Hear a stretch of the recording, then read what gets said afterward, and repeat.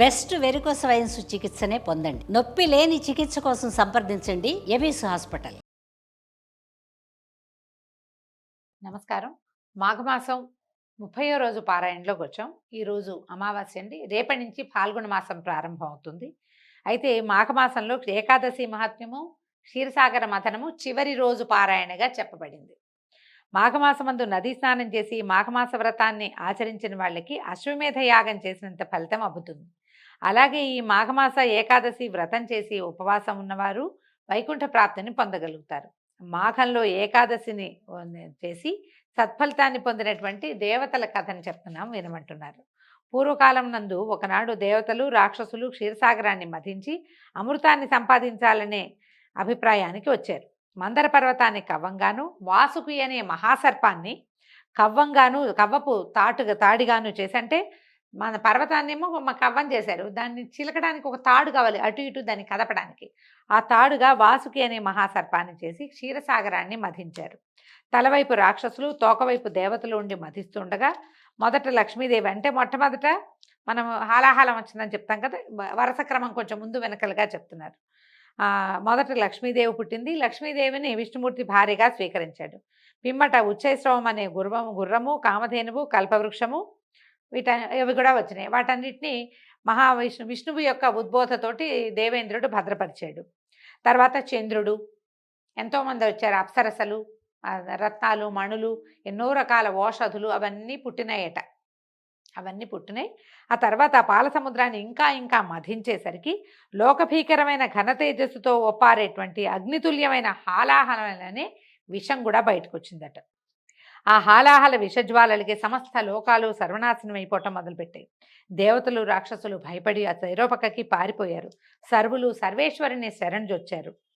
మహాప్రభు శంకర శరణు, హాలాహలం మమ్మల్ని అందరినీ హరిపోతోంది, నువ్వే మాకు శరణు, ఈ ఉపద్రవాన్ని ఉపశమింపజేసేవాడివి నువ్వే నాయన, కాబట్టి మమ్మల్ని రక్షించు సర్వేశ్వర అని పరిపరి విధాలుగా ప్రార్థించారు. బోళాశంకరుడైన సాంబశివుడు వారిని కరుణించి వెంటనే ఆ కాలకూట విషాన్ని తన కంఠంలో భరించాడు. దాన్ని ఇట్లా చేత్తో తీసుకొని దానిలో మింగేశాడట. అయితే ఇక్కడ కంఠం దిగకుండా కంఠంలోనే ఉంచుకున్నాడు. అందుకనే గరళకంఠుడు, కాలకంఠుడు, నీలకంఠుడు అయ్యాడు స్వామి. అయితే ఈ కాలకూట విషాన్ని పానం చేసినందుకు ఆయన కంఠం నీలంగా మారింది. అందుకే ఆయనకి నీలకంఠుడు అనే పేరు వచ్చింది. మరల దేవదానవులు అమృతం కోసం పాల సముద్రాన్ని ఇంకా మధించారనమాట. ఎంతగానో మధిస్తే అప్పుడు పాయస పాత్రని, అమృత పాత్రని ధరించి ఉన్నటువంటి ధన్వంతరి ఉద్భవించాడు. ఆయన పట్టుకొచ్చాడనమాట. ఒక చేతితోటి జలగని కొన్ని ఓషధులని పట్టుకుని వైద్యశాస్త్రాన్ని కూడా తీసుకొచ్చాడు తనతో పాటు అంటారు. దేవ వైద్యుడుగా చెప్పబడేటువంటి ధన్వంతరి ఈ పాల సముద్రంలో నుంచి అమృత భాండాన్ని చేతితో పుచ్చుకొని వచ్చాడు.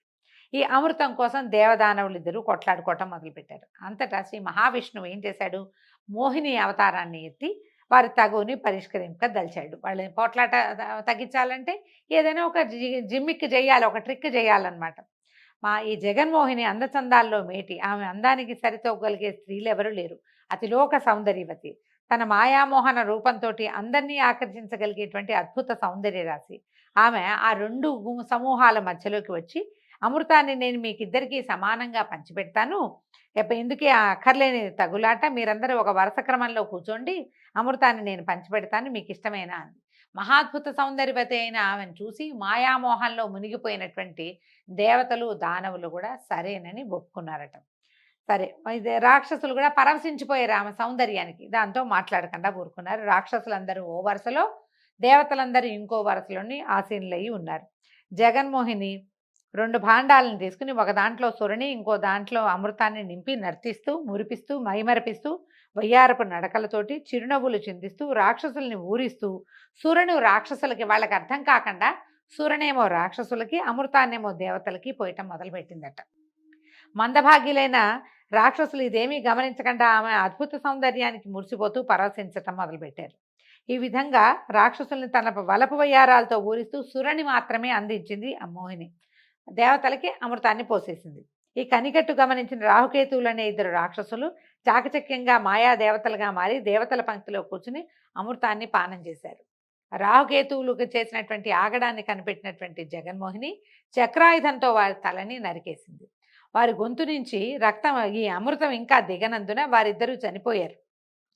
అంటే సగభాగం దిగిన వాడికేమో ముఖం పోయి కిందది, దిగని వాడికేమో ముఖం ఉండి కిందది లేకుండా అలా అయ్యాడని చెప్తారు.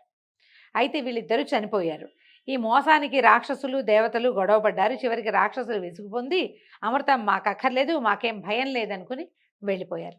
శ్రీ మహావిష్ణువు మిగిలిన అమృతాన్ని దేవేంద్రులకు ఇచ్చారు. త్రిమూర్తులు ముగ్గురు అదృశ్యమైపోయారు.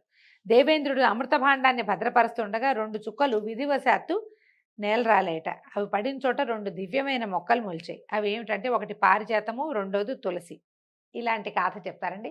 మనకి తులసికి ఏం తెలుసు, మనకి బృందాదేవి, జలంధరుని భార్య అయినటువంటి బృందాదేవి తులసి వృక్షంగా మారిందని కూడా మనం చెప్పుకుంటాం.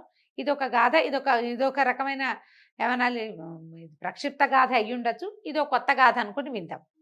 అయితే ఇది సత్రాజిత్ అనే మహారాజు వాటికి నీరు పోసి పెంచాడు. కొంతకాలానికి పారిజాత వృక్షం పుష్పించడం మొదలుపెట్టింది. అద్భుతమైన సువాసనలన్నీ వెదజల్లటం మొదలుపెట్టింది. ఒకనాడు దేవేంద్రుడు ఆ వైపుకు వస్తూ ఆ పారిజాత పుష్పవాసనకి పరవశించి ఒక పువ్వు కోసుకుని తన భార్య అయిన శచీదేవికి ఇచ్చాడు. మిగిలిన వాళ్ళందరూ కోరేసరికి మాకు కూడా కావాలని చెప్పేసరికల్లా ఆ రహస్యంగా ఈ తోటలోకి ప్రవేశించి పువ్వులు కోయటానికి వచ్చాడట. అంతకుముందే ఎవరో తమ తోటలోని పారిజాత పుష్పాలని అపహరిస్తున్నారని అనుమానం వచ్చిన సత్రాజిత్తు శ్రీ మహావిష్ణువుకు పూజ చేసి మంత్రించిన అక్షతలను పారిజాత పువ్వులపైనను వనమంతా చల్లాడట. దేవేంద్రుడు పారిజాత పువ్వులు తెంచుతూ ఉండగా అక్షింతల మహిమ వల్ల, విష్ణువు యొక్క ప్రభావం వల్ల మూర్ఛపోయాడట.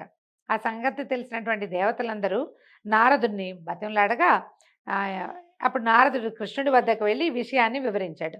అంతా కృష్ణుడు తన మామగారైన సత్రాజిత్తు వద్దకు బయలుదేరాడు. ఇది ఎక్కడి గాథ ఎక్కడికి కలిపారో చూడండి.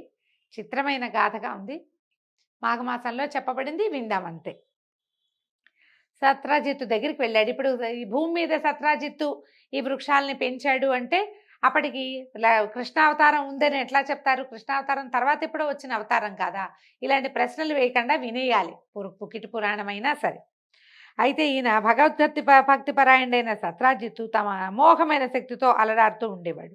భగవంతుడైన కృష్ణుడు అతడికి మహావిష్ణువు రూపంలో కనిపించి అతనికి వరప్రసాదం ఇచ్చి ఎన్నో రకాల వరాలిచ్చి అమృతతుల్యమైనటువంటి పారిజాత వృక్షాన్ని దానికి అర్హుడైన దేవేంద్రుడికే ఇప్పించాడు. అలాగే తులసిని తన సన్నిధిలో ఉండమని చెప్పగా నాటి నుంచి తులసి శ్రీ మహావిష్ణువు సాన్నిధ్యంలో ఆయనతో సమానంగా పూజలు అందుకోవటం మొదలుపెట్టింది. అందుకే తులసిని పూజిస్తే కనుక సర్వ సౌభాగ్యాలు సిద్ధిస్తాయి. అంటే అమృతం నుంచి తులసి జన్మించింది అని చెప్తున్నారనమాట. ఈ రకమైన గాథలు, ఎన్నో రకాల గాథలు మనం వీటిలలో వింటామండి. పుక్కిటి పురాణాలుగానే మనం వీటిని చెప్పుకోవాలి. అయినా కూడా తులసి చెట్టు పారిజాత వృక్షము సమానమని, ఇవి రెండు అమృతం నుంచి జన్మించినాయని, మధ్యలో సత్రాజిత్తు ఎటా వచ్చాడు అనే ఒక అనుమానం ఉంటుంది. కానీ మనకి అయినా కూడా ఈ రెండు అమృతతుల్యమైనవి. ఆ స్వర్గంలో పారిజాత వృక్షం దేవతల్ని మెప్పిస్తుంటే భూలోకంలో మనం తులసి చెట్టు మన ఊరికే చాలా సులువుగా పెరుగుతుంది. పారిజాతంతో సమానమైన చెట్టుగా తులసిని పూజించండి అని చెప్పటమే ఈ కథ యొక్క ఆంతర్యం. ఈ కథ చెప్తూ మాఘంలో తులసి పూజ చేసినా కూడా విష్ణు పూజ చేసిన దాంతో సమానం. మాఘమాసంలో తులసి చెట్లు పెట్టుకోవచ్చు, ఎవరికైనా దానం ఇవ్వచ్చు. అవన్నీ కూడా అమృతాన్ని దానం చేసిన ఫలితాన్ని కలగజేస్తాయని పురాణంలో చెప్పబడింది. ఈ విధంగా సూత మహర్షి సౌనకాది మహామునులందరితోటి, మహర్షులారా, వశిష్ఠుల వారు దిలీపునికి తెలియజేసినటువంటి మాఘమాస మహాత్మ్యము, మాఘస్నాన మహిమ మీకు తెలియజేశాను. మీరు తలపెట్టిన పుష్కరయజ్ఞం కూడా పూర్తిగా వచ్చింది. కాబట్టి సర్వులు మాఘమాస వ్రతాన్ని, నదీ స్నానాలను నియమనిష్టలతో చేసి ఆ శ్రీహరి కృపకి పాత్రులు కండి. మాఘమాసపు చివరి రోజుల్లో వచ్చేటువంటి మహాశివరాత్రి పర్వదినాన్ని కూడా ఎల్లరూ నదీ స్నానం చేసి మహాశివరాత్రికి ఉపవాసం చేసి జాగరణ చేసి మరునాడు మళ్ళీ నదీ జలాలతో స్నానం చేసి మాఘమాస వ్రతాన్ని పూర్తి చేయండి. శ్రీమన్నారాయణుడికి పూజలు జరపండి, విష్ణువాలయాల్ని దర్శించండి. మాఘమాసం 30 రోజులు క్రమం తప్పకుండా మిక్కిలి భక్తి శ్రద్ధలతోటి, ఏకాగ్రతతోటి, చిత్తశుద్ధితోటి మహావిష్ణువుని మనసారా పూజించినచో సకలైశ్వర్య ప్రాప్తి, పుత్రపౌత్రాభివృద్ధి, వైకుంఠ ప్రాప్తి మరియు కైలాస ప్రాప్తిని కూడా, చివరి రోజున మనం చేసేది శివపూజ కాబట్టి కైలాస ప్రాప్తిని కూడా పొందుతామని తెలియజేశారు. సర్వే జనా సుఖినో భవంతు.